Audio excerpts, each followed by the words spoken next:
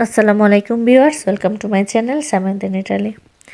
আজকে আমি আপনাদেরকে পারফেক্ট বেসন কিভাবে করবেন সেটাই রেসিপিটা আপনাদের সাথে শেয়ার করব। তো এখানে আমি নিয়ে নিয়েছি প্রথমেই এটা চালনিতে বেসন, তারপরে দিয়ে দিলাম লবণ, আর দিলাম হলুদের গুঁড়া, মরিচের গুঁড়া, আর দিব একটু ফুড কালার, যাতে করে কালারটা খুবই ভালো আসে। আর সেই সাথে দিয়েছি সামান্য পরিমাণে বেকিং পাউডার। তো সবগুলো উপকরণ প্রথমে আমি চেলে নিয়েছি, এতে করে কোনো রকম লাম্পস থাকে না। তারপর একটা কাঁটা চামচ দিয়ে অল্প অল্প করে পানি দিব, আর এই ব্যাটারটা আমি রেডি করে নিব। তা দেখতেই পাচ্ছেন, এখানে কিন্তু একবারে পানি দেওয়া যাবে না, তাহলে লাম্পস তৈরি হবে। অল্প অল্প করে পানি দিয়ে একটা ব্যাটার তৈরি করতে হবে। তো এই তো দেখতেই পাচ্ছেন ঘন হয়ে গেছে। এখন এটাকে আমি আরেকটু পানি দিয়ে তারপরে এটাকে সুন্দর একটা থিকনেসে নিয়ে আসব।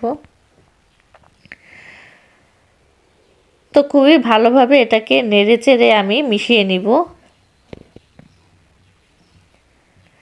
আর বেসনটা যত পারফেক্ট হবে তখন কিন্তু আলুর চপ, বেগুনি এগুলো কিন্তু খুবই ভালোভাবে ফুলে উঠবে।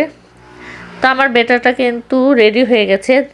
আমি আপনাদেরকে দেখাচ্ছি। একটা আঙুল যখন এইভাবে দিবেন, যখন আঙুলটা পুরোপুরিভাবে কোট হয়ে যাবে, তখন বুঝতে পারবেন যে বেসনটা পারফেক্ট হয়েছে।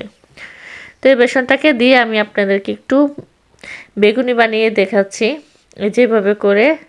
তারপরে যখন এটা তেলে দিবেন, দেখবেন এটা খুবই সুন্দরভাবে ফুলে উঠবে। এখন আমি আপনাদেরকে একটু বেগুনগুলো ভেজে দেখাচ্ছি।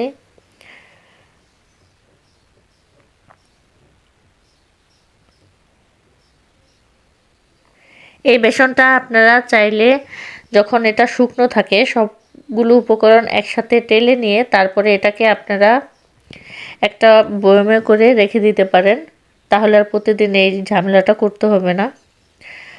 তো সব কিছু আমি বানিয়ে নিয়েছি, দেখুন। এই তো বেগুনি আর এই যে আলুর চপ কত সুন্দর হয়েছে দেখতেই পাচ্ছেন।